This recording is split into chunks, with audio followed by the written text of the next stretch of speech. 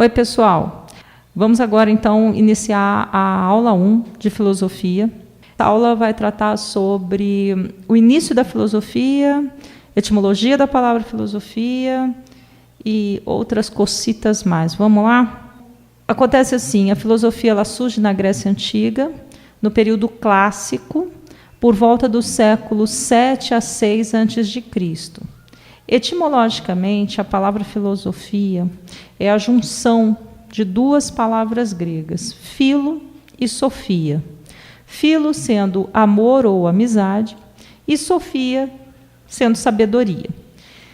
Bem, essa forma de juntar palavras e essa nomenclatura é dada à responsabilidade a Pitágoras de Samos, da ilha de Samos. Lembrando bem que toda vez que você achar que um filósofo é o sobrenome dele, não, é da ilha que ele vem. Então, Pitágoras vive na ilha de Samos, uma ilha grega. Tá? Então, logo a filosofia, pela sua nomenclatura, ela indica um estado de espírito, da pessoa que ama, que deseja estar perto do conhecimento, o estima, o procura, o respeita. Como eu disse, então, atribui-se a Pitágoras de Samos, que viveu no século V AC, a responsabilidade e a invenção da palavra filosofia, porque antes era somente sofia, e quem quer sabedoria. Quem praticava sofia eram os sófos, que eram os sábios. E aí veio de carona nos sófos os sofistas, que foi o lado negro, vamos dizer assim, do pensamento grego antigo, porque os sofistas eles manipulavam as pessoas, mas isso é para a gente falar nas aulas que vão sequenciar a aula 1. Tá? Então, vamos voltar ao início da filosofia. Pitágoras ele afirma que o filósofo ele é movido pelo desejo da observação, da contemplação, para analisar as coisas, as ações, a vida, ou seja, é movido pelo desejo do saber. E ele defende também a ideia de que o filósofo, tá? O realmente filósofo, ele defende a ideia que ele não é dono do saber. Ele, no máximo, é amigo do saber, ele quer estar perto do saber, ou seja, do conhecimento, ele não o detém, ele apenas quer saber. A filosofia grega ela é compreendida como aspiração ao conhecimento racional, lógico, sistemático da realidade, tanto da natureza quanto da realidade humana, e também da realidade da origem e das causas das ações humanas e do próprio pensamento, sendo assim um fato tipicamente grego. Por que a gente diz que é tipicamente grego essa percepção de mundo? Porque os outros povos da época tinham a percepção sobre toda essa realidade, mas de outra forma, não era assim tão sistemático quanto o povo grego. Tá? Eles interpretavam de formas completamente diferenciadas o mundo e a realidade que os cercava. Bem, posteriormente, por razões históricas e políticas, esse tipo de pensar grego passa a ser predominantemente lá na Europa ocidental, principalmente com o período helenístico, que é quando Roma entra e domina a Grécia. Então, mistura, né, a cultura fica greco-romana, e aí a Grécia expande ainda mais os seus conhecimentos e a sua forma de perceber o mundo, de analisar as coisas que o cercavam. E então acaba vindo para o Brasil esse tipo de pensamento com a colonização portuguesa. Tá? Então, assim, uma coisa puxa a outra na história. Então, é devido à filosofia que foi disseminada na Europa Ocidental desde esse período que a gente está tratando, que é o período clássico, que foi, depois, na Idade Média, né, foi dado os fundamentos do que chamamos hoje, aqui, inclusive aqui no Brasil, de razão, racionalidade, ciência, ética, política, técnica e etc. Se você analisar todas essas palavras que eu falei, todas elas são gregas e muitas outras que a gente usa aqui no Brasil, elas vêm da Grécia, do grego. Então, claro que o pessoal de letras, aí, principalmente, sabe disso, né? A nossa língua portuguesa ela é formada ela vem do latim, mas nós temos muitas palavras gregas, principalmente na área do conhecimento, aqui para o nosso idioma, tá? Então, a filosofia, o pensamento grego, ele tem muita importância para a gente, ele tem muito peso, embora isso não tenha sido, até então, colocado para a gente. Mas isso também é uma outra história que a gente vai discutir aí nas próximas aulas, e vocês vão entender bem os motivos ideológicos que fazem com que fizeram com que tenha sido assim, tá? Então, vamos voltar aqui. Os modos de pensar e de agir criados no Ocidente pela filosofia grega foram incorporados por várias culturas, inclusive a nossa, como eu acabei de dizer. É dado a responsabilidade do início da filosofia a um carinha chamado Tales de Mileto. Tá? Lembrando que o de Mileto não é o seu sobrenome, porque ele vivia na ilha de Mileto. Também, junto com Tales de Mileto, vem Anaximandro de Mileto e Anaxímenes de Mileto. Bem, esses três camaradas, eles são os responsáveis, historicamente falando, pelo início da filosofia. Bem, vamos ver o que aconteceu, então, o que deu na cabeça desses três camaradinhas de iniciar o pensamento racional. Então, vamos voltar a fita um pouquinho e vamos ver o que acontece com o povo lá, o homem lá da pré-história. Lembrando que quando eu falo homem, eu estou falando de ser humano, tá? Vamos deixar a ideia patriarcal de lado. Eu estou falando homem, ser humano, homens e mulheres.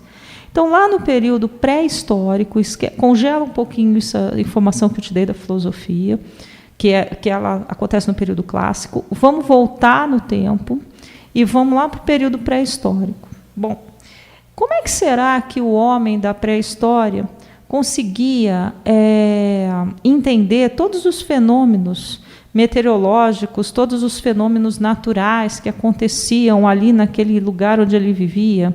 E esse lugar era todo o planeta Terra.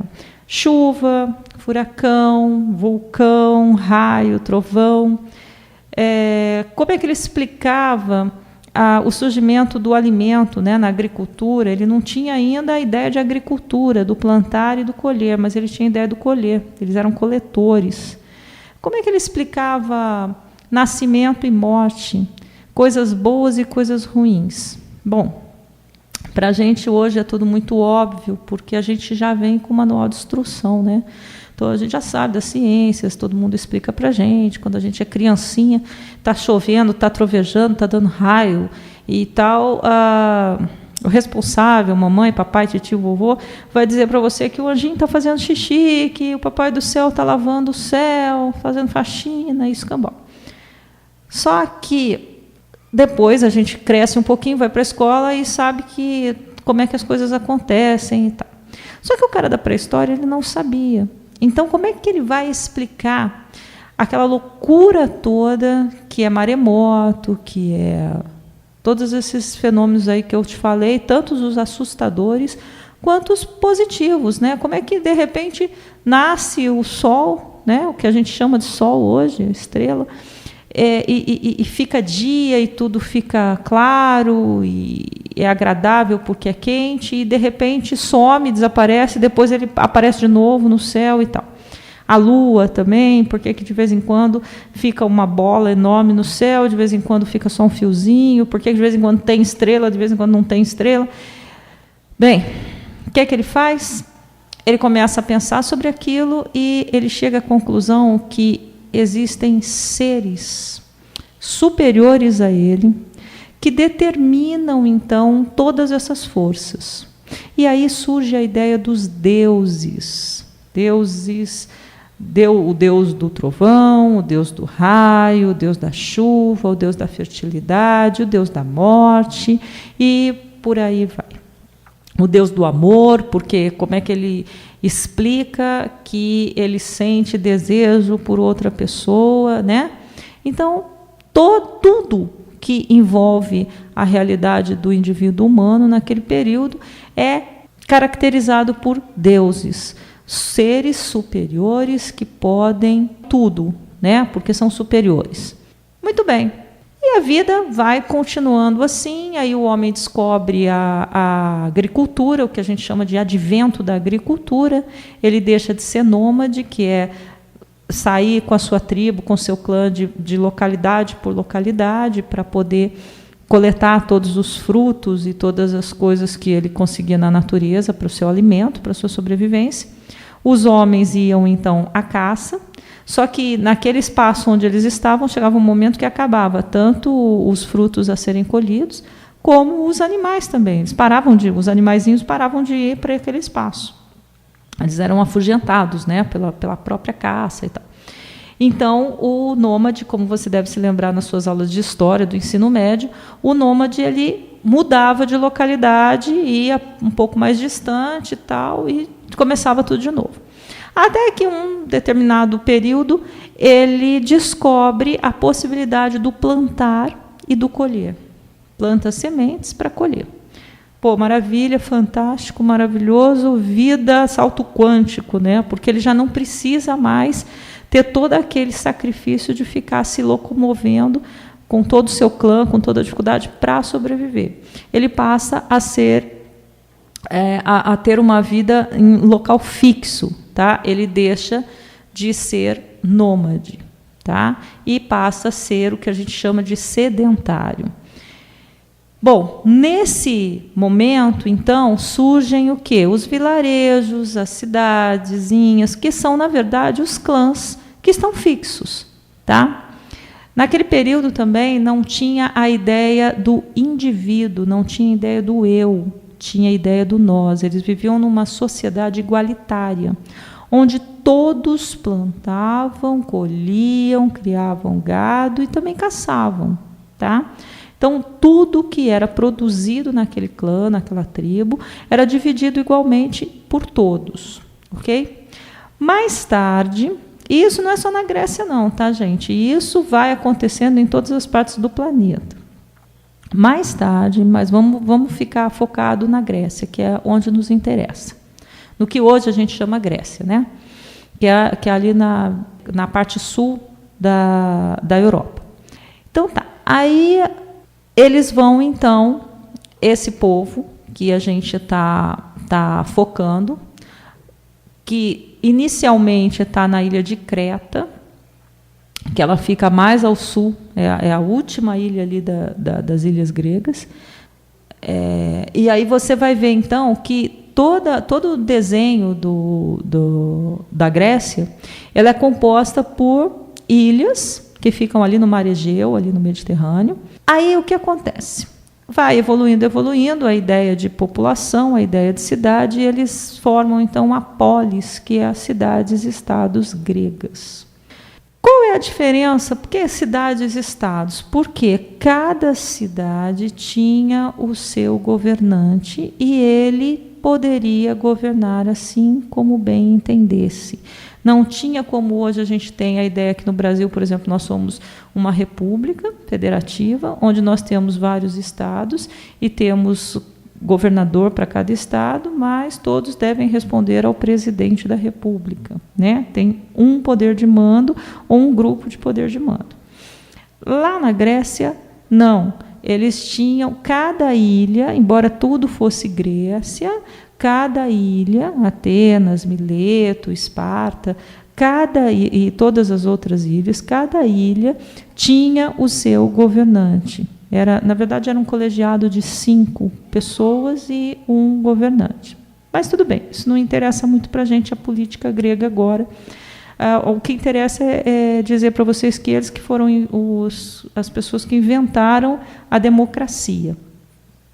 Que, superficialmente falando, a democracia é onde o povo elege o seu governante. Tá? Isso é importante que você saiba. Ok. Então, já nesse período, o grego já tá formado o povo grego, eles já estão nas cidades-estados, vivendo lá bonitinho a sua vida. Tá legal. Só que eles acreditam, então, em deuses, assim como todos os outros povos. A explicação que eles dão são de que todas as forças positivas e negativas que acontecem na vida deles, assim como dia, noite, chuva, temporal, nascimento, morte, é responsabilidade dos deuses, tá? E eles têm lá um panteão grego que cada deus é de uma força da natureza. Beleza. E eles acreditam também que os deuses moram num monte chamado Olimpo, que é um monte que fica na Grécia. Ele é uma montanha, é o ponto mais elevado da Grécia, tá? E pela sua altura, o seu pico é coberto por algumas nuvens, né? Quando existe nuvem e tal, então a nuvem encobre aquele local.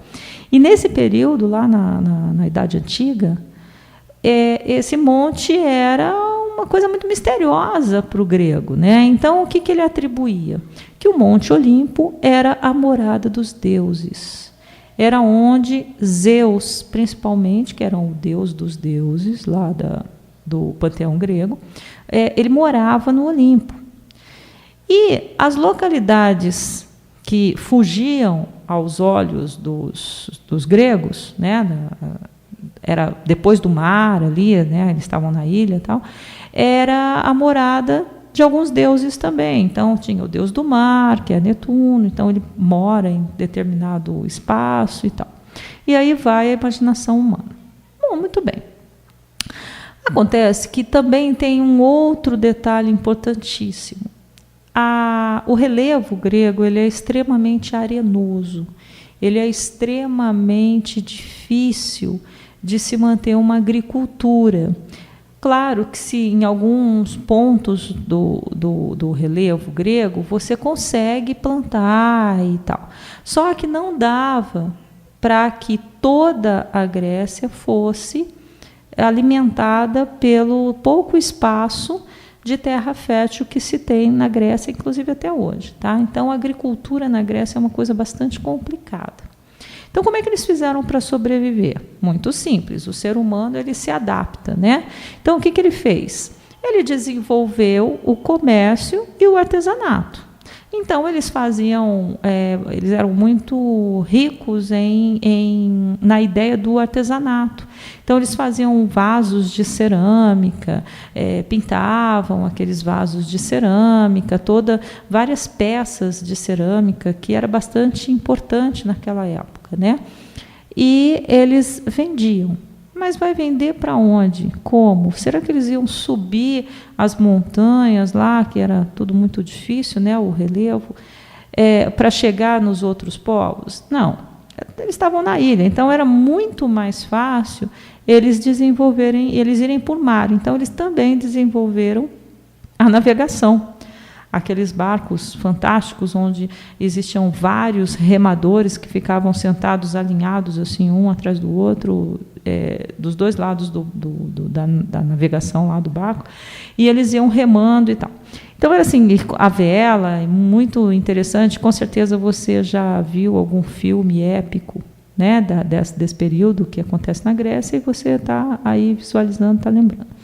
Então tá. E aí eles iam então e começaram a ter, por essa necessidade de sobrevivência, eles começaram a ter contato com outras culturas. Lembra que eu falei agora há pouco que as outras culturas, os outros povos também tinham seu panteão? Então eles também explicavam as forças da natureza que também aconteciam com eles. Eles explicavam através de deuses. Só que as nomenclaturas dos deuses eram diferentes, né? Então eles também tinham Deus do raio, Deus do trovão, Deus do mar, Deus da chuva, Deus da fertilidade, Deus da morte, Deus do amor, e por aí vai. E eram outros deuses. Então os caras começaram a pensar ao longo do tempo: poxa vida, peraí, mas não é Zeus o Deus de todos os deuses, né? Só está do outro lado da terra. Além do que, não era aqui que morava, por exemplo, o Deus da fertilidade, né? Porque no Olimpo mora Zeus, mas os outros tantos deuses moram aí espalhados em locais que a gente não consegue chegar. E agora a gente chegou e viu que não é a morada dos deuses, viu que aqui tem outras pessoas iguais a gente. Então isso começou também a intrigar a ideia grega, tá? A ideia do pensamento grego e da percepção grega. Bom, somado a isso, nós temos também o fator político, por isso que eu falei da democracia, falei da eleição, né, pelo povo, do governante. Gente, era igualzinho aqui, ser humano é ser humano em qualquer tempo, espaço ou lugar. Os políticos lá daquela época, eles também faziam propaganda política, porque já que o povo ia votar neles, eles precisavam fazer propaganda, precisavam convencer o povo que eles eram o melhor governante. Infelizmente, também acontecia igualzinho, né, em todas as partes do mundo da atualidade, que os governantes prometiam mundos e fundos no período da propaganda política, para conseguir voto do povo, e depois que eles conseguiam se eleger, muitas coisas que eles haviam prometido, muitas coisas que seria fantástica para o povo, eles não faziam, simplesmente não faziam. Alguns também começaram a pensar, poxa vida, se Zeus está aqui no Olimpo, tão próximos a nós, né, tão próximo a nós, outros deuses também estão no Olimpo, estão vigiando tudo. Vou falar de uma forma bem senso comum. Os deuses metem o bedelho em todas as coisas da nossa vida. Se intrometem em tudo. Por que eles não vão se intrometer na vida política? Como é que eles não estão percebendo que o fulano, o ciclano e o beltrano prometeram isso, aquilo, aquele outro e não fizeram nada depois de eleitos? Nada acontece, nenhum castigo. O que está acontecendo? Cadê, né? Então, isso também fez com que eles pensassem se de fato os deuses eles se intrometiam na vida dos humanos. Não, prestem atenção, não que eles deixaram, o povo grego deixou de acreditar em seu panteão. Não que eles achassem que, então os deuses não existem, tá? Não é isso. Mas eles começaram a querer entender toda aquela realidade, como eu disse lá na introdução, tá? Quando eu explicava sobre a ideia da filosofia em si. Bom, se os deuses fazem nada em relação à política e até à má política, por que será que eles interferem na agricultura, com o clima, com a chuva, com o vento, com o frio, com o calor? Por que será que eles estão também responsáveis pelo nascimento e morte? E por aí vai. Começaram a pensar dessa forma.